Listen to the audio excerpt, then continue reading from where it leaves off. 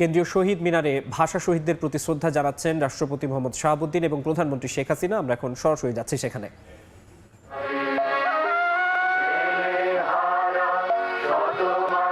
মহামান্য রাষ্ট্রপতি এবং মাননীয় প্রধানমন্ত্রী দাঁড়িয়ে মহান ভাষা শহীদদের প্রতি শ্রদ্ধা জ্ঞাপন করছেন, নীরবতা পালন করছেন।